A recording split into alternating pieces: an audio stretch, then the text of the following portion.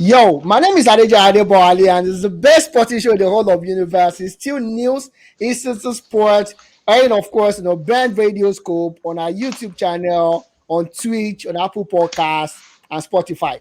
I have the game back with me, thankfully enough. Everybody left me to myself last weekend, especially the bearless Oracle Kachi, but he's back now with a little bit of bear. Of course, much appreciation to Sheyi as well. He's back with us. You know something. The truth about it is we can't discuss. I can't discuss NFL without Kachi successfully. I can't discuss anything Discuss about boxing boxing without successfully Sheyi. without Sheyi. Any other team, maybe I have enough knowledge, but without these guys, those two sports they are nowhere to be found on this show. So I really appreciate you guys for joining back again. You guys want to introduce yourself to the audience at home. Sheyi, you go first. Hello, everyone, and I'd like to say Happy New Year to every sport fans around the world. You're welcome to the show for today. Uh, what a fantastic week, and I also say a fantastic last 2 weeks. Like a resurgence, we can say resurgence in the post Cristiano Ronaldo. Is yet to give that a blessing or there will be probably future blip in the team. But I think it seems to be a blessing. Welcome, everyone. All right, perfect. Kachi. Sports fans, just to echo what Sheyi has said, let me start by wishing you all a very happy new year. I'm very, very optimistic that this year, both individually and collectively as a show, will go to newer heights, and will blaze more trail. The year started with a bang as well, obviously.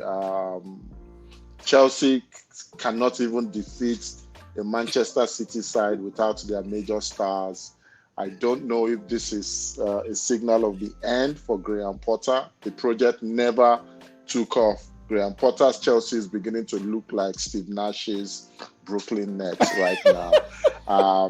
And also to say a belated happy birthday to the King, LeBron James, who put on a virtuoso performance to celebrate his 38th birthday. And another happy birthday to Sir Lewis Hamilton, who also turned 38 over the weekend. Stay tuned for a great one. All right, perfect. Sounds sad, anyways.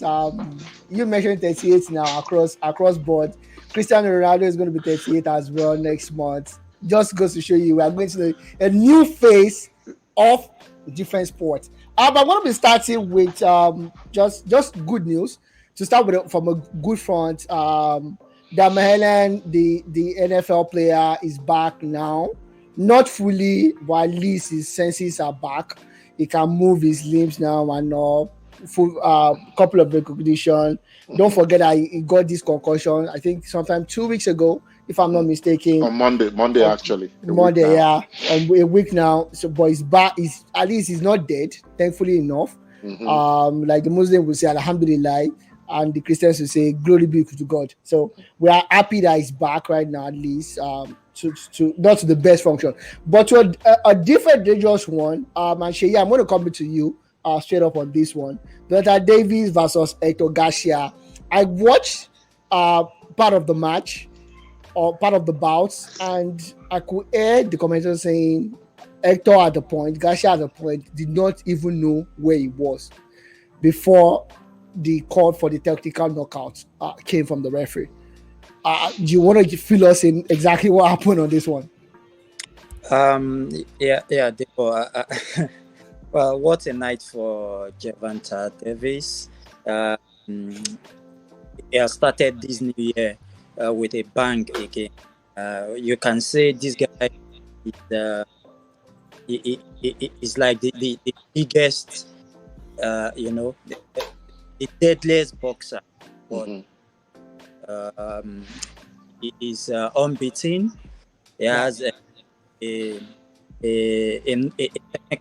knockout record of like 20 thereabouts now. Wow. I think only like 2 bouts really he has not knocked anyone out. That's like 90, probably like a 95% 95% knockout record. Great. Wow. Guy is dangerous. And on the night, I feel Hector Garcia actually did well because he was quite patient. First 2-3 rounds, picked the fight up quite well. Brought it to David in the fourth round. Really, give good account of himself until the seventh and eighth round. Like you said, I think there was a terrible left hook that landed on Hector Garcia Mm-hmm. eighth round. And at the end, of course, for us watching, it seems guy still okay, but still he continued, boxing until the bell. Uh, at that point, the ref had to remind him that okay, this is the end of this round. You have to go to your corner. So at that point, you know that is actually a problem there. So big thumbs up for his corner actually to make it not go back to foul. If you recall Joshua's bout with I think that should be the Ruiz, the very first one when Mm-hmm. he lost the title. It was actually after the interview, he also mentioned that from the third round that he received that particular, knockdown, he cannot actually count since that time to the end of the bout. He had a concussion, and I feel for the love of the guys that do it, I think it's about time for boxing to also look into this aspect also, so that they can take the necessary precautions. For Hector Garcia, we really thank God that the corner did what they're supposed to do, You do, yeah. right? Imagine a big star like Anthony Joshua actually had to be, evacuated from the ring. Yeah. What this says about the sport boxing. So for me, I think it was a good one for Davis on the night, setting up a new fight with Ryan Garcia probably in April. In But also April. Yeah. a good one for boxing because Hector Garcia's corner did what they're supposed to do to call the fight. All right, perfect. Thank you very much, Kachi. I'm going to call for your juggernaut straight away. You congratulated the king, the best player in the history of the NBA, the face of the league, the guy that you argued a couple of weeks ago is no longer the Top first 10. top 10 Mm-hmm. player in the Mm-hmm. NBA. But he Mm-hmm. actually proved you wrong. He proved you wrong. I know you're not going to argue about that again right now. Dropping 47 points on the 38th birthday. And like I said pre-show, I said there was a particular post I saw on Facebook. They said he carried his team at 23, at 25, at 26, at 28, at 35. And Now at in his team, he's still 38. the best at 38 years old. LeBron dropping 30 points consistently. Mm-hmm. According to the post that he said to me yesterday, he has dropped 640 30 points 2 point plus games. since he came into the NBA. It's primed to be the highest goal scorer in the history of the NBA, top Mm-hmm. 3 in terms of assists, Mm-hmm. top 10 in terms of 3-pointers, which we knew was not good at the start of his career. I can go on and on and on and analogize LeBron, but Kachi, my question is: at this point, we should be studying LeBron James, Uh, honestly. Absolutely. I came across a clip which I believe we also put up on our social media page of different coaches, some of whom are now uh, analysts of the game in Stan Van Gundy, Mike Williams, and the likes, talking about LeBron and his impact. I also watched an interview he provided to ESPN, where he was specifically asked, what has made you great for so long? And he said something that resonated with me that I am also taking, um, um, and I want to use that for my life as well. LeBron said for him, the single biggest factor has been trying to get better in areas he knew or he knows he had weaknesses in. That he remember when he came, he couldn't play post up. He couldn't post up the center and play in the paint. He knew when his mid-range shooting was weak. He knew when his three-point shooting was weak. And he has worked to improve on this. And it's amazing when you look at this, LeBron has always been a pass-first person. Scoring was never, you couldn't define LeBron as a scorer. He wasn't a pure scorer. He was just a game facilitator. And even though we are waiting, he's less than 450 points from overtaking Kareem. And I saw, and as a side note, during in preparing in the warm-up for the game against the Sacramento Kings, LeBron was attempting the sky hook, which we know Kareem Abdul-Jabbar was famous for. And in fact, his statue in front of the Oracles, the LA Lakers Center, is the famous sky hook. How poetic will it be if on the day LeBron finally overtakes Kareem Abdul-Jabbar, he does it with a sky hook? That would be nice.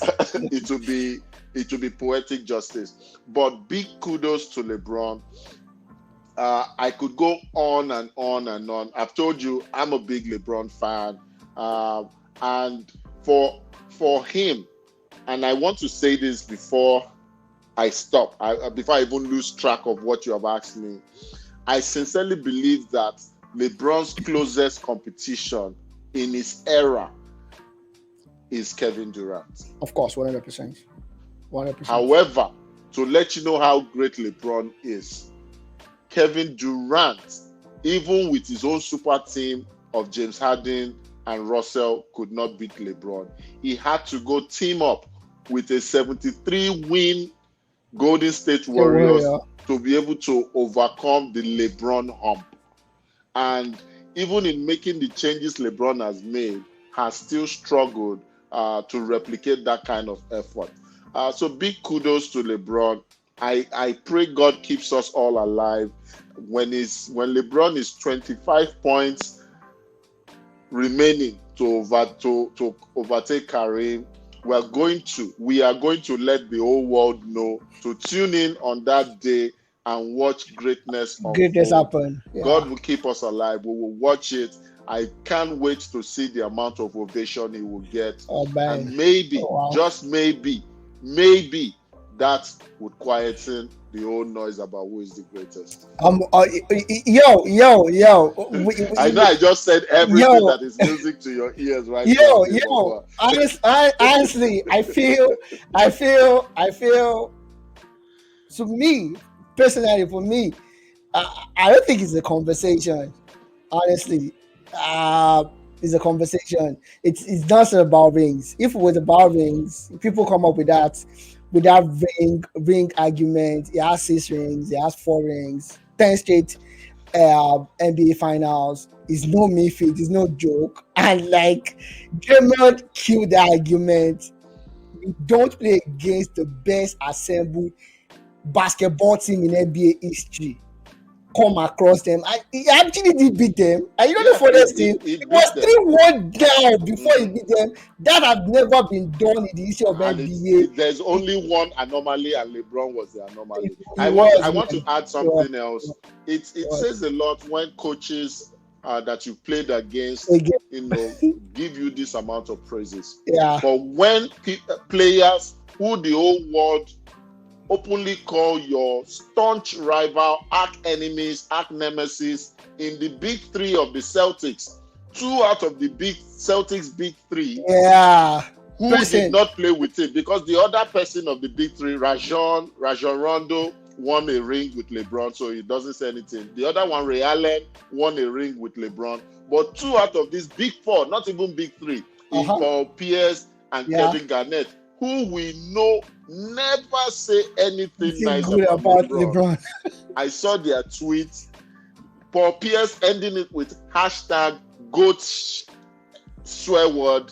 Let me know if they can say that. I think that argument should be over by the, now. the, the argument the I argument think the is over. argument should be over by The now. argument is over, my brother. Honestly, that's the way I think. And just for people to know, I was never a LeBron fan until I studied LeBron, and yo, you got to bow to greatness, and that's the real fact.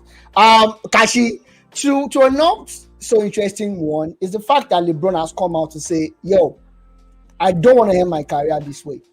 I'm not about breaking the record of Kareem Abdul-Jabbar. Mhm. I want to go down. And last season he said so. He said, I want this to be the last time I'm not in the playoffs. Yeah. And honestly, without KD, without AD, I don't see anything that these LA Lakers can do. There's little to what LeBron can do all by himself at 38 years old. We have to be sincere with ourselves, you know. And like I said, Ross was bad 2-3 months ago. The Ross of today is dropping triple doubles like he used to. Again, maybe someone will look at him, and all the Lakers need right now is just a shooter. That's all they needed, a shooter. They don't need a ball dominant player. Dennis Schroeder is doing well from the playmaking role. LeBron is facilitating things. Thomas Bryant is doing what he can do. Bravis or whatever his name. I forgot his name. Austin Reeves is still getting Reeves getting one or two things in. Exactly. So it's not like they don't need something big right now. They don't need something anymore. They just needed a shooter in the team. What do you think the Lakers can do right now to fix this? Because and like I said pre-production call is the fact that if LeBron requests for a trade, if he leaves, it's a problem for the Lakers. If he requests for a trade and eventually stays, it's still going to be a problem, a divisive element within the franchise. So why don't they try to do something right now?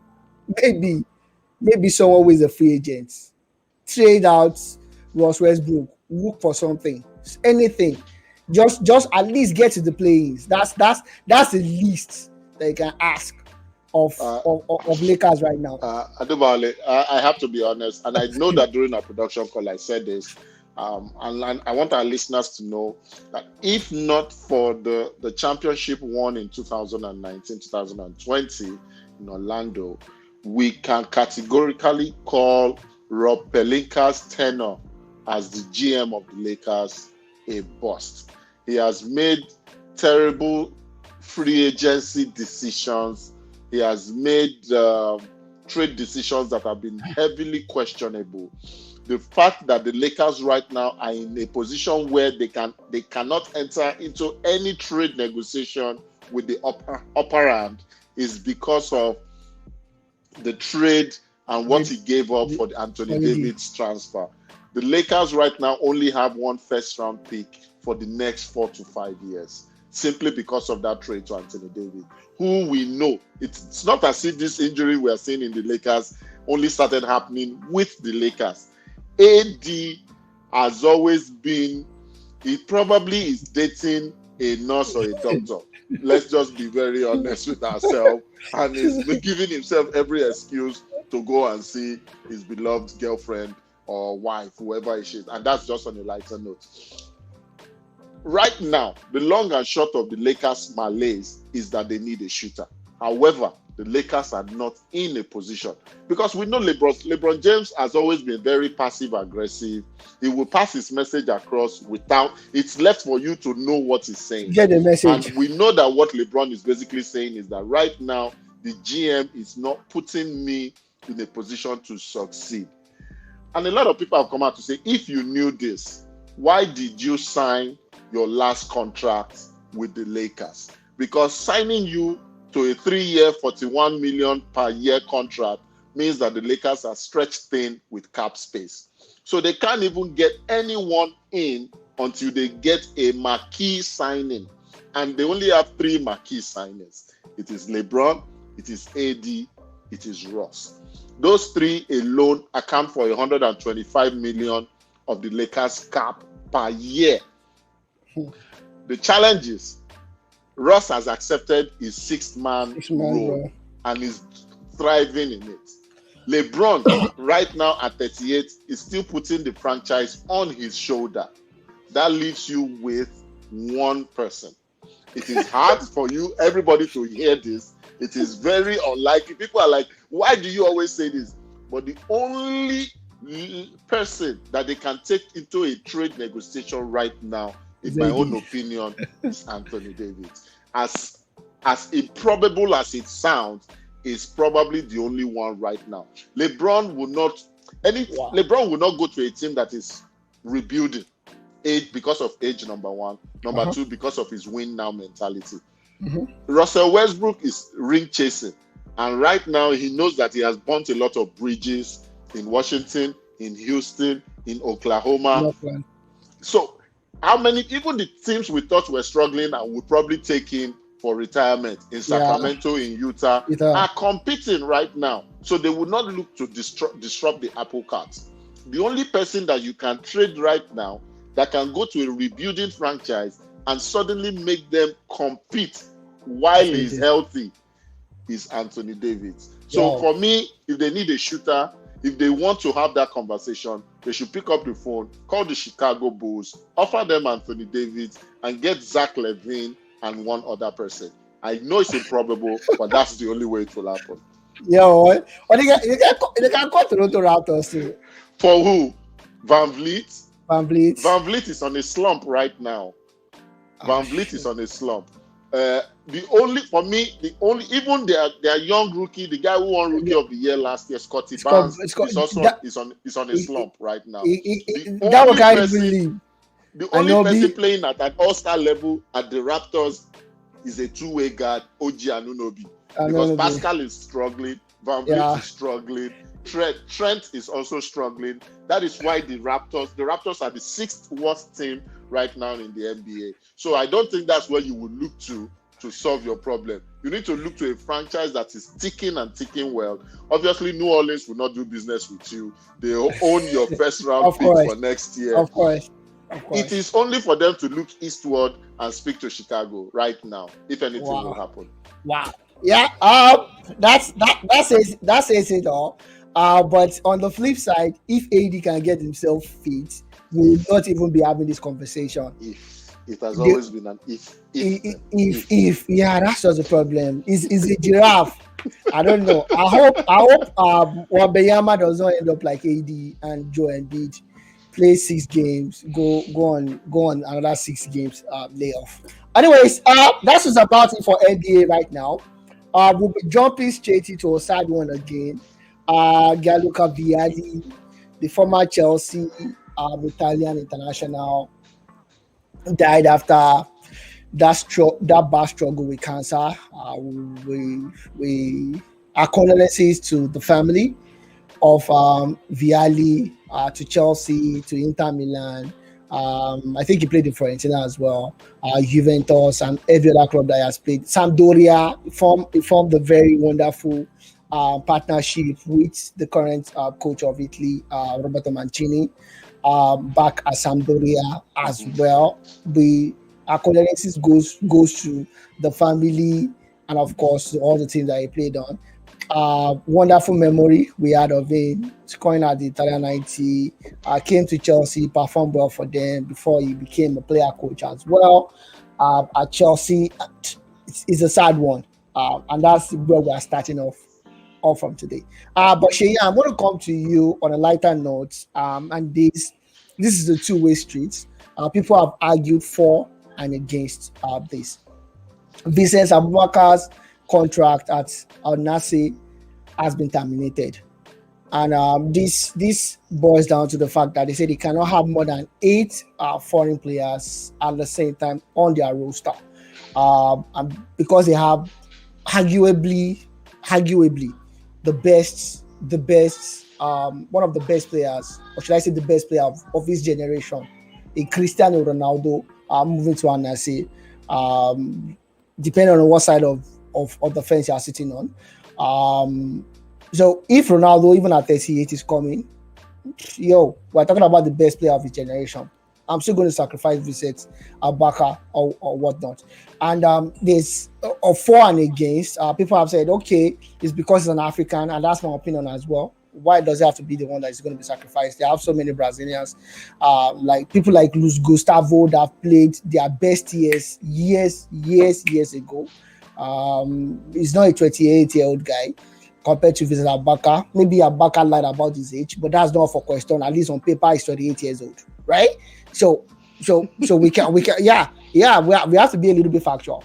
On paper, he's 28 years old, right? So I would gladly leave Luis Gustavo terminate his contract. But someone was arguing with me and saying they could leave him. I said there's a difference between releasing someone and terminating someone's contract, right? It's like you getting the sack at work. And another people have come from another side of another point that Ronaldo is coming as a striker. Vincent Abaka is a striker as well. So it's life or life goal, right? I won't want to deplete my midfield and stack up the attackers when I have Ronaldo that is in Saudi Arabian league. Truth be told, Ronaldo could be guaranteed as much as 40, 50 goals in a season in all competition. Ronaldo is still the best striker of the ball. The only reason why Ronaldo is in this ship is because he did not go for preseason. And that's my opinion. I start to be corrected, and that's why I feel. But Sheyi, I want to sample your opinion on that one. Okay. I think the situation with Vincent Abubakar and Cristiano Ronaldo basically on the. I want to believe the footballing reason, and I tend to reason with the fact that Vincent is a striker and Cristiano Ronaldo is a striker. Ronaldo is going to get more goals than Vincent, I believe so. He also brings a lot in the league, not just for play for what he brings greater than what we are talking about. Vincent would bring, yes. So I think sacrifice Vincent is just the easy thing for Hannes to do. Of course, you have to put the footballing reasons also. With the striker, Ronaldo coming in to come and position, which directly makes Vincent actually not play. Like that. The reason why Ronaldo is because it was not in game. Unless Ronaldo, then Vincent can have his way. So for me, I think if Vincent has his contract cut off and he's being go and find another club, it's just better move to another club that will probably need and appreciate your skill and your professionalism. At the moment, he's not going to play any football. He is going to sit on the bench until Ronaldo is injured or they need to rest Ronaldo. But guess what? Saudi Arabian League, Ronaldo cannot rest. Let's just let's see it the way it is.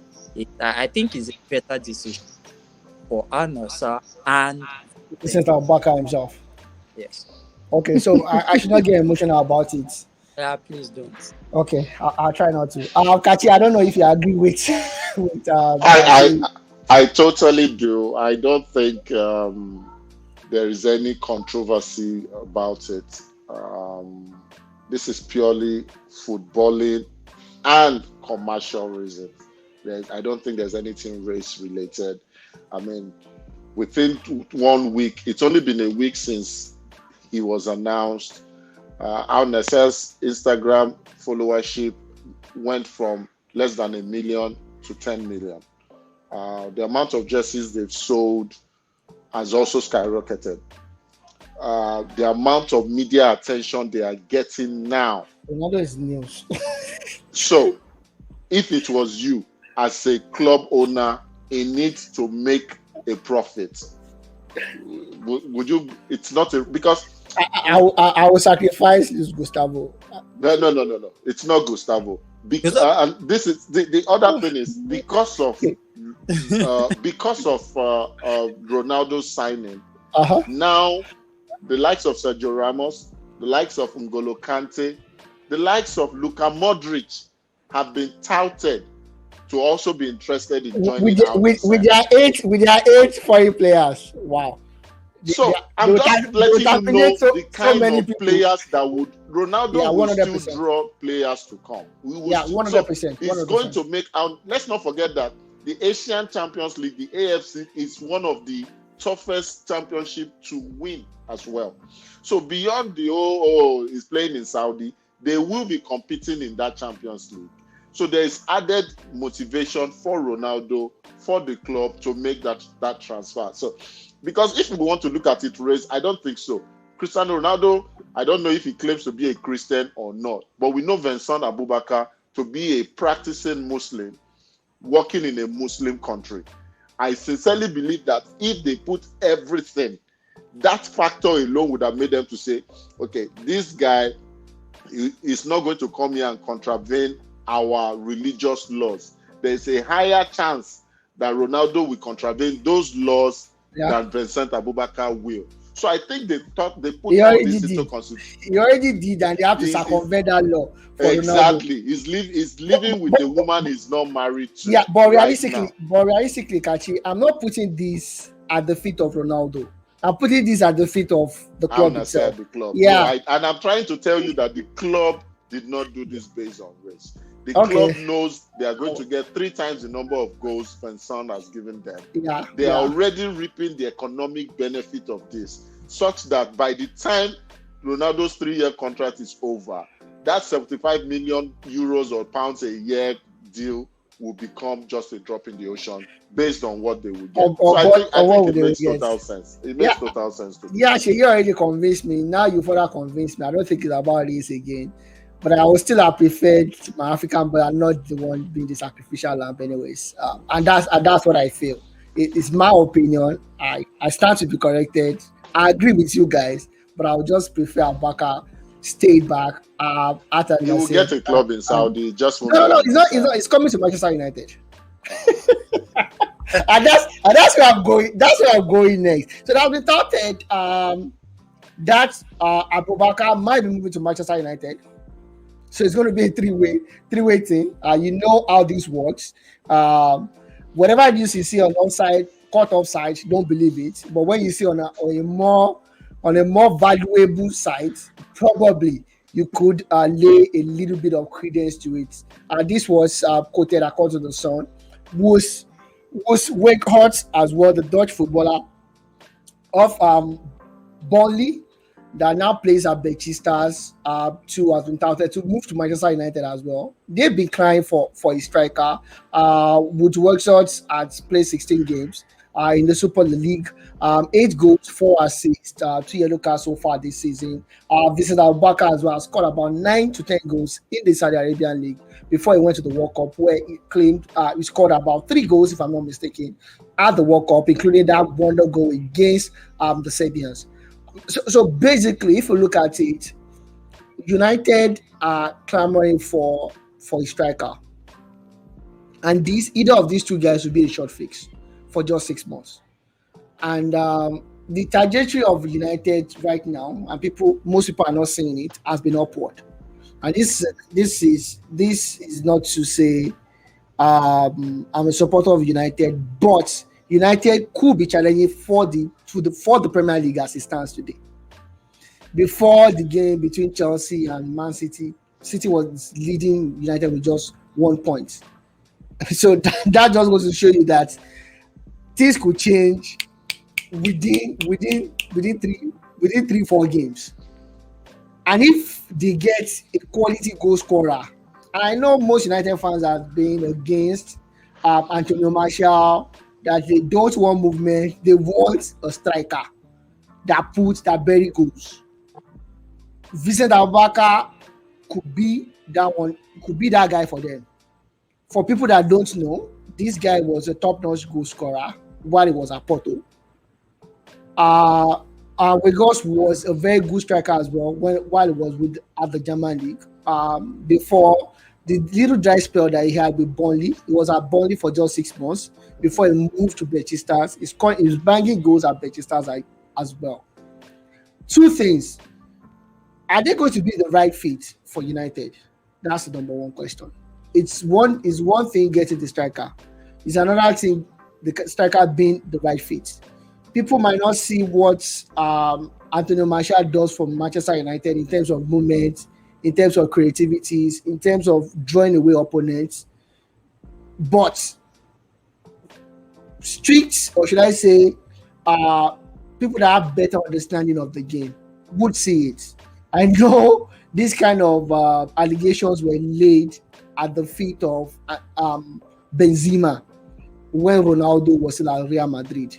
Ronaldo was scoring the goals, and people keep questioning Benzema that Benzema is not doing enough. At a point, even also Mourinho questioned Benzema that if now that I don't have a dog to fish, I'll go with the cat. You know, so these kind of things happen sometimes. But my question to you, Shay, is will Warriors or Vincent Abubakar be a good fix for United for 6 months? Or they'll turn out to be another Audio Igalo that we know what he can do, but the coach just decided not to trust him enough. Um, I think what I see from even getting the likes of Weghorst and Abubakar linked to Manchester United is the lack of quality players in the market.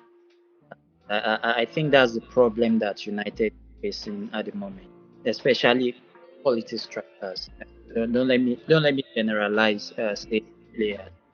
They are players, but what Manchester United need at the moment is a striker. For me, I think it's just going to be another wrong decision if they decide to go for any of the. Uh, it's it's a dicey situation for Manchester United right now. But to be sincere, with the vein of form that Rashford seemed to display at the moment, I'd rather play Rashford down the mid, bring back the the young English guy, uh, Jadon John Sancho. Sancho, yeah. Yeah, left, and of course, you still have the likes of Anthony and Garnacho to run the wings. Martial is still there and start when it's not working. You can get him off and play Rashford through the middle. I have seen Rashford with a little bit of ability to really strike within the middle, even though he prefers to come from the left. But I think the two strikers we just mentioned probably my issue with it with those strikers actually is for them not to keep another Lukaku that holds the ball, break the play. The prowess of that Manchester United team is the pace in the attack.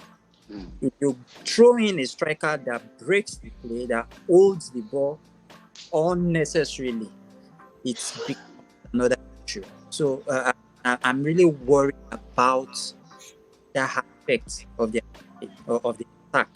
So for me, I think it's better for United to just maybe be patient, get the perfect striker, fit into the type of game that the coach wants to play. Shay, For question me, for you. Let me cut you short. Question for you. Who yeah. is that perfect striker now in the market? Forget the names that are being touted. Who, in your opinion, is perfect? United lost out on Cody Gakpo, who I don't know why, but who, in your opinion, should United look at, laser focus, and try and sign to fill that role? I think, like I said, at the moment, lack of contract. But that being said, I still believe, even looking inwards into the Premier League, that can still be that can still work for United. Ivan Tony at the moment probably injured and also facing maybe a potential what's it called, investigation, yeah, Mm-hmm. uh, uh, as regards gambling and all that. Yeah. That's a potential good striker that can give you probably 15 goals. This You know, season. whatever Okay. match. But Uh, I also agree that but I also need to say if United goes for Ivan Tony, miraculously all allegations and charges will be dropped. Also, catch just to add to this, the young man, the young Nigerian doing well in Napoli, is another striker that will not hold the play. So I think it, but it, getting that guy will cost United the ridiculous amount of money. That guy, 100 that million. guy, Is a that guy 100 million cannot. striker. Yeah, Based on that the guy inflation cannot. rate. Based on the Exactly. inflation rate right now, he's a 100 million for striker. strikers in Europe, so it's worth it. And for me, like I said, a striker that will not hold the play, because what I can see from the United attack is pace, pace, pace, pace, and Yeah, power. yeah, Any yeah. striker that is going to break the play will not work. That's just it for me. Okay. All right. All right.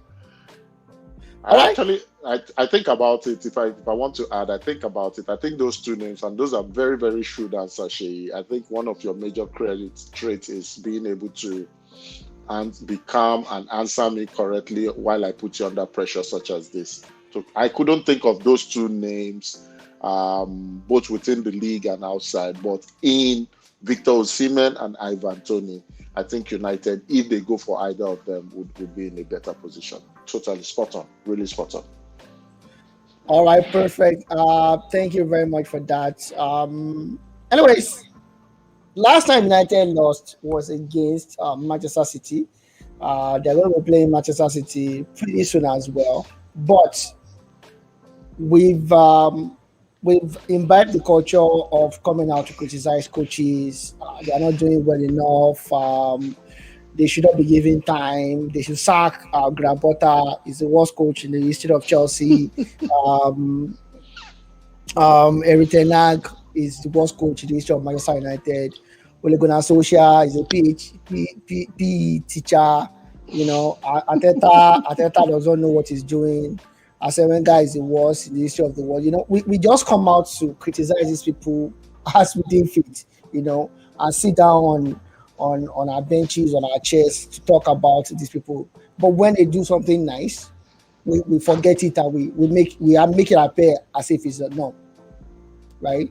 Currently, I think ETH has 82% or so in terms of his record right now. Even Pep Guardiola and Mikel Arteta in their first number of games that ETH has played are just 56% win ratio. That just goes to show you what he's building right now. The way he's putting in the man management, the tactical approach, the way he changes game from the bench, it reads the game so well. And I can tell you basically the only game that Arsenal has lost this season it was because of ETH. The way he played the game from the bench, he won the game from the bench. Clearly, at least on that day, he's more cerebral than Arteta. For anybody that cares to listen, I'm forgiving Mikel Arteta after Arsenal came back to. It's not like my forgiveness means anything. I know Kachi is like, here we go again, but I still have to put it out there because I'm one of his worst critics. And like I said, when someone is not doing well, we criticize them. But what I've learned is when they do well, try to applaud them as well. And I'm pretty sure that day I tagged Sheyi and Kachi and say, yo, see, my stand about Mikel Arteta has finally changed for life. But back to ETH, ETH has done pretty well. He has done pretty well. Kachi, what should we think of this guy in terms of longevity, in terms of what? Because he has just started his work. this is just we're just seeing like we're not even seeing phase one of his work. This is just Mm-hmm. a gloss. Mm-hmm. He does not even have the player that he wants. I think the only player that he bought that is actually two players that he bought that are actually his own transfer are Martinez and the ball juggler, Anthony. Casemiro was just a guy that was available. Talks came up and they bought Casemiro. Casemiro was not a signing. He wanted VDG, Frankie de Jong. You Mm-hmm. know what I'm saying? So I feel this is just a gloss. How well in terms of longevity and what should we expect? And for me and my household, I'm touting Manchester United to challenge for the trophy, to challenge for the EPL this season if they continue this upward trajectory. For Mm-hmm. me, I stand to be corrected. I don't know what you think. Uh, the season might be probably lost. I think challenging for a top four will probably be a more realistic target to set. If they finish in the top four, with all the upheaval and the drama pre-World Cup that has already taken place, I think ETH should see, and by and not just ETH, the general United fan base should see this season as a success. What I really like is the fact that he has been consistent with his disciplinary measures.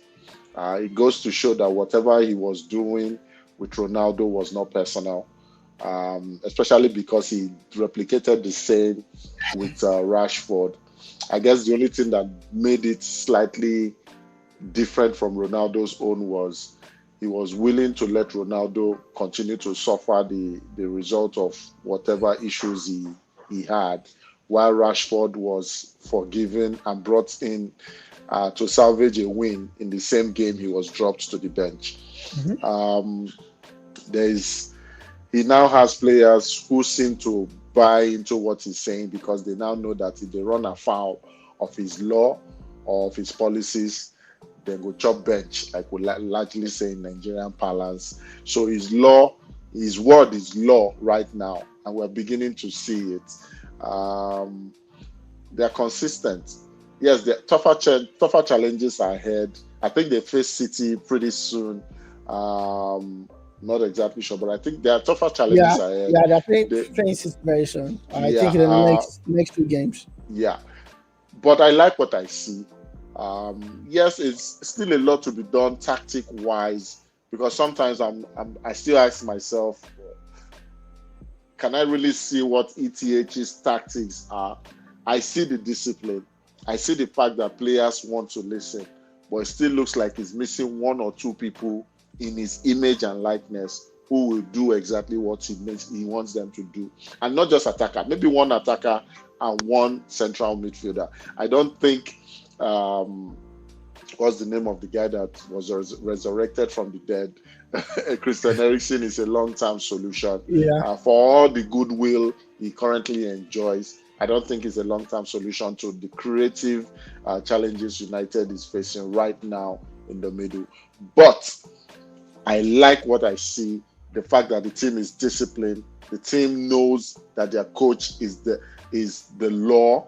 The fact that the ownership also are letting him coach. For the first time in a long time, we're not hearing so much noise about the Glazers. And maybe it's just me. But why is it that we only hear about the Glazers from these United fans when United is struggling? But Of when they are course. doing well, they don't mind the Glazers paying themselves £20 million in dividend as long as United. So United fans, I'm looking at you, starting from you, Sheyi. But that's just on a lighter note. But I do like what I'm saying from ETH. I like the fact that he's consistent in his principles and policies. But another thing I'm beginning to like is that gradually, just like Arteta was given time by management, it looks like the United management have told ETH, for just cancel out the noise. Anything you are hearing, any rumor about your job being in jeopardy, or forget it. Forget about it. You have the full support of the ownership, and that is something that Graham Potter needs as well. Arteta got it. We're beginning to see the results in year two. ETH got it at the early stage of his tumultuous career, we are beginning to see some stability now, and that stability is doing United a world of good.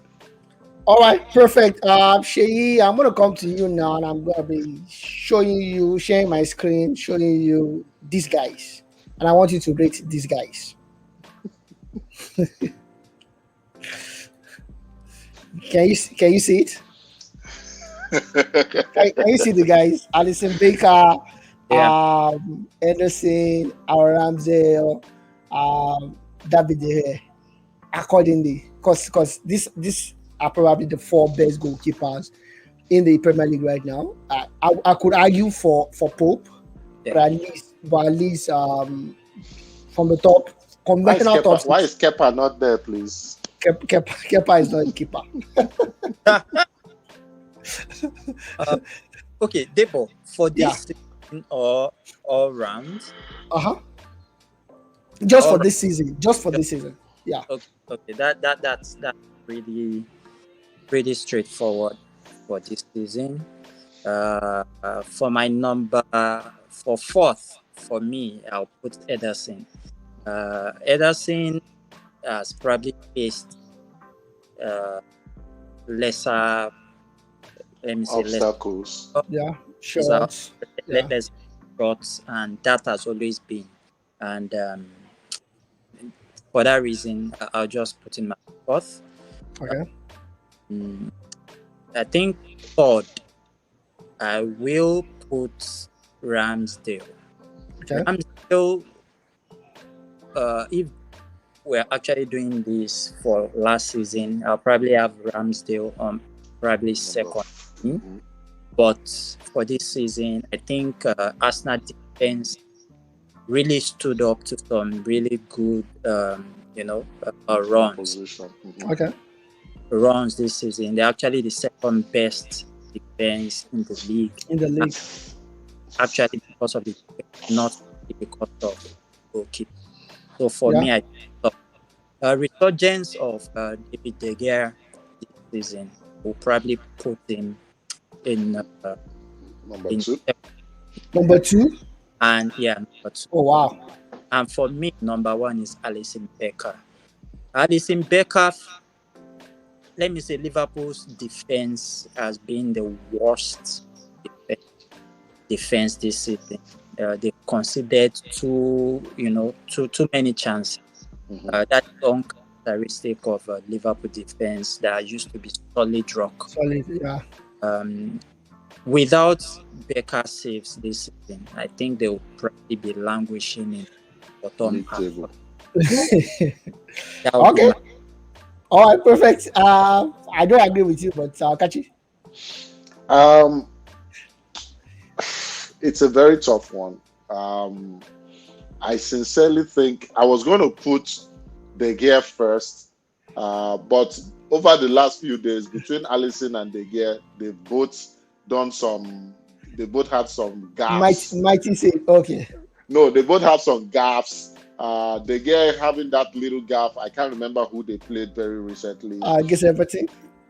Was it Everton? Yes. Yeah. And then Alisson, obviously, in the FA Cup over the weekend, and whatever it was he thought he was doing there. But by and large, if we look at it based on the quality of opposition, number of clear-cut chances faced, those two obviously would be 1 and 2, and you can switch them. It can be Alisson, De Gea. It can be De Gea, Alisson. I do also think that Ramsdale is a clear third. Yes, the defense has improved a lot, but he still also faced some, because it's not as if that defense is as world class as the Manchester City defensive forefront is. So Arsenal has also given opponents chances to score. A case in point to be the near mishap they had against Brighton and Hove. We thought that game was dead and buried, and then from nowhere it became 4-2, almost became 4-3, if not for VAR. So because of that, in spite of Ramsdale, they've held up. However, Ramsdale has also gotten them, I'll probably say maybe 3 extra points from his saves. The fourth would be definitely Ederson. because this guy, number one, doesn't face a lot of clear cut chances. Most of the XG, which is the expected goals for opponents playing against City, they Yeah. always have less than one XG. So that means every team that they face have been expected to score less than one One goal goal. against Manchester City. Even with that XG, City has lost, I think, 3 games already. They've dropped points. So that tells me that City is winning in spite of Ederson, not because of Ederson. And that puts him in the fourth position. But special mention to Pope. I think Pope has also done well. Yeah. I would actually put Pope fourth and Out Ederson of fifth. Ederson. Yeah. Yeah. I think the only one I disagree with you guys with Shea, because you sat on the fence. You said they Yes, hear I sat Allison on the to be fence one for or one two. and two. Yes. But Shea actually stick out his neck to say Allison. I think the kind of save that they have done so far this season, I'll put the head number one ahead of Allison. Then of course Ramsey number three and Edison number four.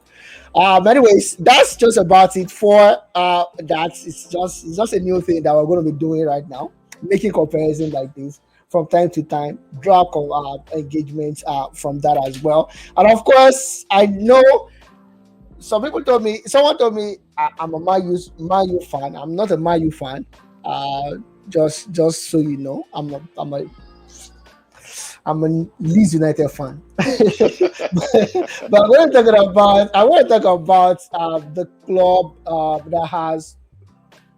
that wants to compete, win the title, and I'm going to put up on the screen the three corporates or the three guys that they are looking forward to getting in this January transfer window, and and I'll feel your pulses, guys. Kachi, I'm going to start with you. First that you see on the screen there is Danilo. Mhm. Second one is Modric, and of course the last one is Joao Felix. Yes. Joao Felix has been further discussed today with Arsenal. A mandatory 70 million pounds by over the summer. They've reduced their loan fee to 6 million pounds from the 13.5 million they were requesting as of last week. That goes to show like a little bit of change of events in that. Modric, unfortunately, Shakhtar Donetsk insistent on the fact that they want the same amount of money that United paid for the juggler. And when I say the juggler, I mean Anthony. Anthony. Uh, I don't see that guy as a good footballer. I'm sorry to say. I rooted for him personally, but he has disappointed me so far. I hope he comes good, anyways. They want the same amount of money, 88 million pounds. They are requesting, which I feel is a little bit ridiculous for someone coming from Ukraine. But we know Shakhtar does big businesses. Danilo on his own side, Danilo's contract should be expiring at Palmeiras in the summer.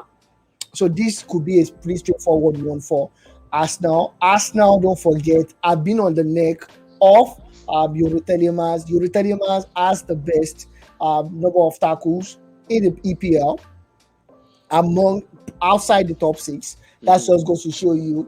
And he has a lot of creativities and passes as well outside the top six. And don't forget his team is probably languishing on 13th or 14th position, if I'm not mistaken. So Danilo is a 21-year-old guy, young compared to Telemans. Telemans is going to come for free in the summer, or probably pay £5 million for him in the winter. Modric 88 million, I think is a little bit too much. Arsenal are trying to get this guy for 65 million, if I'm not mistaken.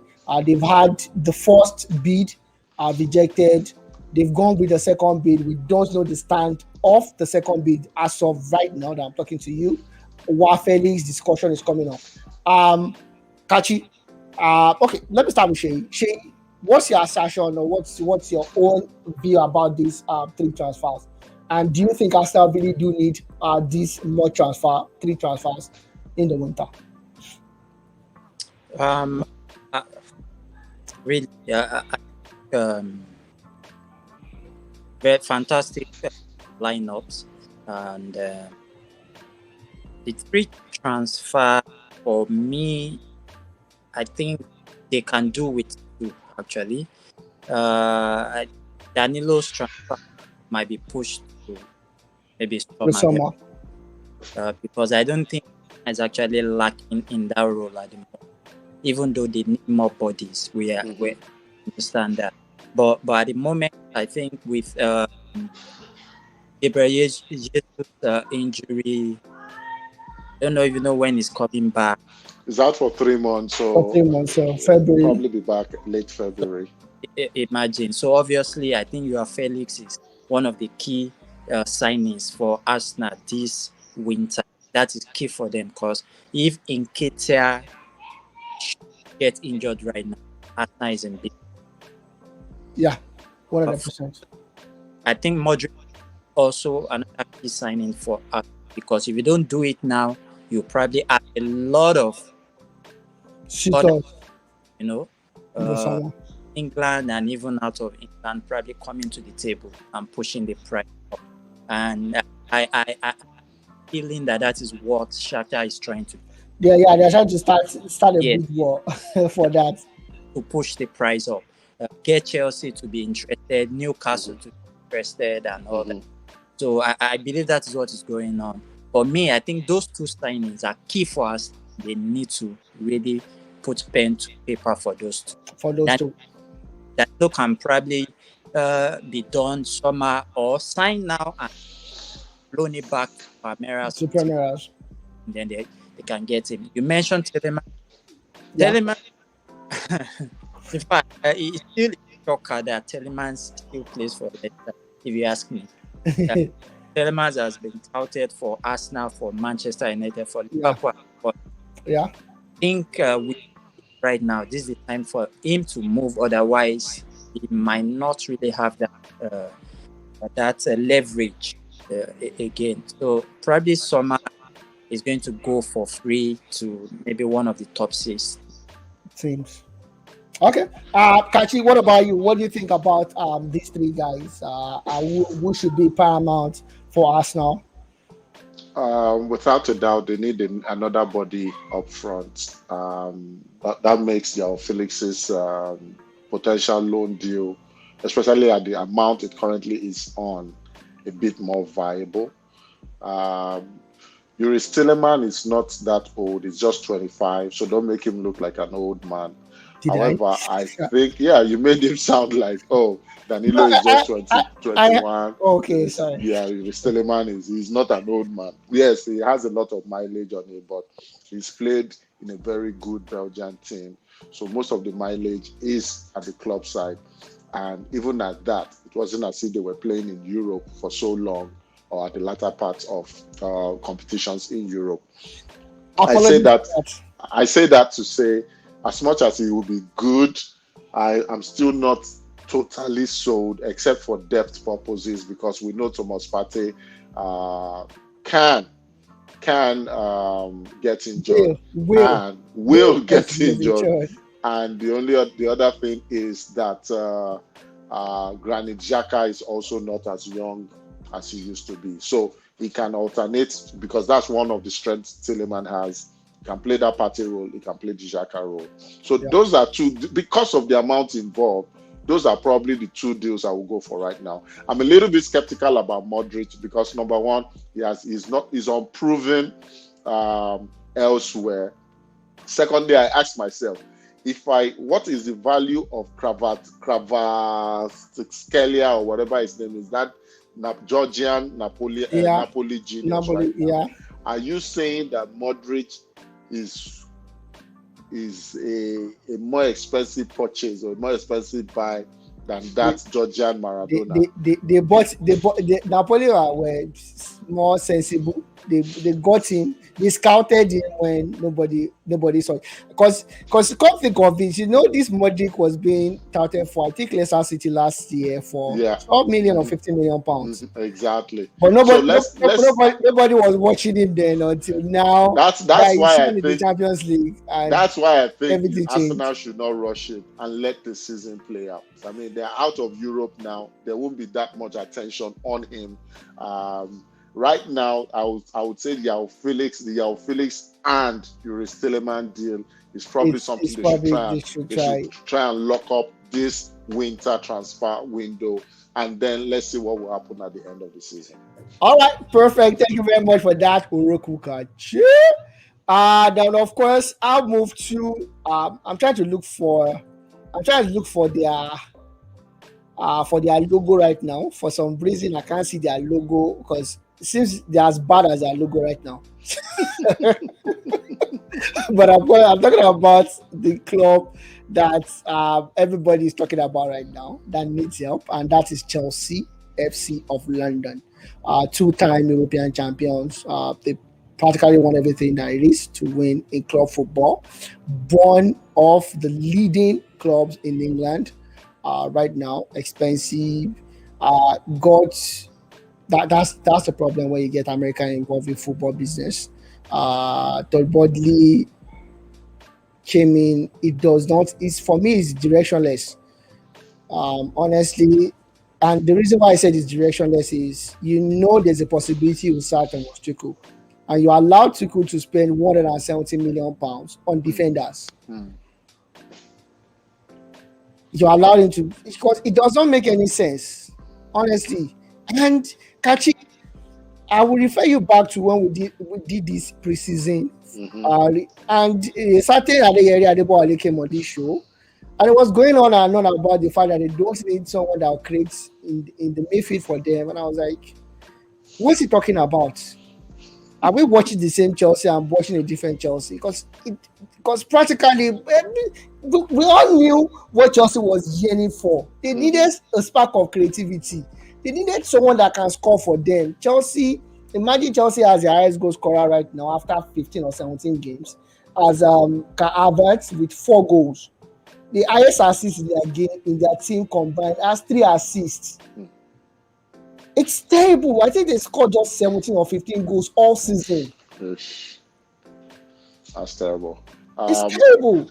Another interesting stat is Erling Haaland has more goals than Chelsea as a club. Can you imagine? I think Haaland has just 20 goals or 21 goals in the league. Yeah. It's like, and come think of it, this winter they've gone ahead to buy another defender.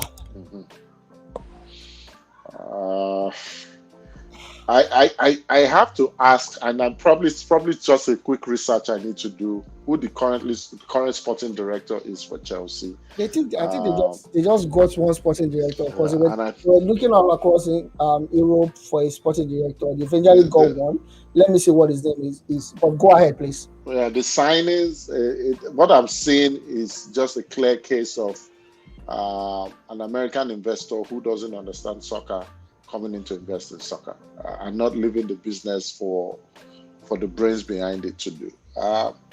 It's so hard to dissect Chelsea right now because where do we start? And I think that's really the biggest challenge. Okay, the guy's name is Christopher Vivel.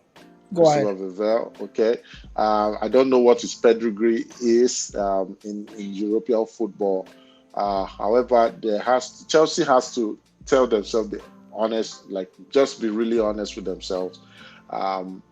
Let's navigate this season with what we have and use 8 to 10 weeks between the end of the season and the start of the new season to come up with a new strategy. Right now, what they are signing or who they are signing is purely reactionary, simply because Koulibaly has not worked. Koulibaly was brought into a faster league at an old age. It's rare to see an English club buy a defender who is already over 30, and I'm not sure why they did that. It was suited for Italy because the pace in Italy obviously is slower than usual. And we saw to pay Thiago Silva of 38 years old. Yeah, Thiago Silva. As in, he came to pay a 38-year-old man yeah. who is like a Rolls Royce on a very smooth road. The Rolls Royce is the king of cars, elegant, cruising. But on very bumpy road, you will realize why Rolls Royce is not an everyday car. That is who Thiago Silva is. So right now there is no pace in that defense, central defense. I'm not sure who this guy they bought now, how quickly he's going to dovetail. I understand the reason and it's an American logic. They always tell them defense wins championship. So let's sort out our defense and the attack will figure itself out. But in this case, it is a very wrong logic because they are lacking creativity, but they can't even be creative because the single person who allows them become creative is thinking of going to Al Nassr right now. And that is What's that? and that is N'Golo Kante. Oh, So there's a lot of that's why I said it's so difficult to pinpoint what the issue is with Chelsea. If it's up to me, I will say, see this season, count it as lost, maintain a sensible finish, position, yeah. and then see what you can do at Give the end of the season. give Graham It's Potter a just that watch list. Thomas Bowley right now bought Chelsea simply because they told him Chelsea will always compete. Americans like MMM. The reason why 419 thrives in countries like the United States is because most of the United States citizens by Like a nature fast one. are greedy and want the fast-paced money. So even though they tell you, oh, we are investors or whatever, is the Your greed American of audience, they will call for you. they want a good return. I'm Canadian, they can't come for me. They want a good return and they want the return almost immediately. And that's really what is hurting him. That's why he's making all these knee-jerk reactions. I think there's a fundamental issue wrong. And throwing money at it will not be the solution to the problem. Right now, I can count 11 first-team Chelsea players that are sitting on the injury bench. What is happening? Why are they getting injured? What is it that the turf they are using in Cobhams that they need to look at? Is it the quality of the physiotherapy they have? What exactly is making a player like Reece James miss the World Cup and in his very first game back is going back to meet his girlfriend at the clinic? So a lot of things are wrong with Chelsea. I don't think throwing money at it will solve it. I think they should keep what they have, survive this season, and then the inquest can start. Because if you try to do it mid-season, it's just going to get worse. Yeah, and Christopher Velvet, Thank you. Christopher Velvet is from our Lesbic. Shay, I don't know what you think about Chelsea before we sign out today. Yeah, I think a lot is wrong with Chelsea. But for me, I think one of the fundamentals is even Graham Potter finding it hard to set up his team. Because I think there's a lot to do with coaches when they come into a new club with new set of players and they struggle to play to the strengths of what they have. I think that is the present issue. There are some other connected issues. In fact, Achi just added something that I've not been thinking about the injuries popping up in James, was unable to World Cup, came back, first match, got injured again. And if you ask me, that there's something the physicians are not doing right, or the medical team, generally. So those are smaller issues that needs to be fixed as well. I think the major issue is Graham Potter finding it hard to play his first team. I think that is what he needs to get back. If he needs to sit down his Cucurella, sit him down. I know injuries are also, don't let us forget about injuries to almost 10 keepers, actually. But even before then, Graham Potter was changing his team every year. Yes. I don't think he started the same 11 since he became head coach. No. So that's the problem. He has not been able to say, okay, this is my team and I need to force them to play this way to achieve goal. Probably maybe naive, I don't know. But that is the major problem. He needs to sit down, get a set of players, the set or a particular way he wants to play, achieve that for this season and move on. I want to, before I just close this, I want to make a reference to Eddie Howe of Newcastle. When he started, if you recall, he signed players that are actually different from the Eddie Howe that we know. Style, yeah. That is signing the likes of Chris Wood, Trippier, and the likes. Yeah. He had to do that because he needs to play to the strength of what, He met on ground. and look at what he's doing. So I believe the same thing should go for Graham Potter. Forget about Brighton right now. Play according to the, To the philosophy that he meant on ground. create a run with it. Then next season you can start changing. Okay. All right, perfect. Thank you very much, Eyi. That's why I always miss you when you're not on the show. I like the way you always bring that finesse to everything. Kachi, thank you very much as well. Kachi, since I want to ascertain your oracleness or not. Manchester United versus Manchester City. Who is going to win? Come on. Uh, I needed to put you on the spot. You know I love that. to be honest, I like a Cinderella story. I've always loved a Cinderella story. I mean, I'm a guy, yes, ladies and gentlemen. Of course, I'm a guy, but I like the underdog story. Maybe not Cinderella. And the truth is, I remember saying the reason why I don't have a favorite club in La Liga is because I don't like seeing one of those two teams dominate for years. So if Real Madrid is over dominating, I start supporting Barcelona. If Barcelona is over dominating, I start supporting Real. So right now, based on that, City has over dominated. I think we need a new Premier League winner. Arsenal has looked good for their money. And I remember saying the reason why Arsenal will compete to the tail end of the season is not because they will play better than their closest competition. It's because their closest competition will drop points. They will hurt themselves more than Arsenal will play better.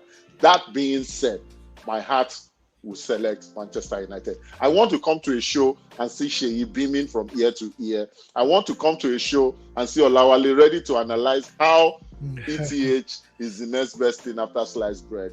Based on that, my heart says United, although my head tells me that Erling Haaland cannot be stopped again. So I give it to United, even though I know I will be wrong. All right, perfect. Thank you very much for that. I just wanted to put it on the spot. And that's the wrap, and that's the show. Thank you very much for all our viewers, for everybody that supported us, and people that are not supporting us as well. Please support us. We love you. So we need your support as much as we can get. Till we see you again next week. My name is Sidadeja Adebowale, and today I was with Orakukachi and, of course, Hiajayi. Bye, guys. Have a wonderful sporting week.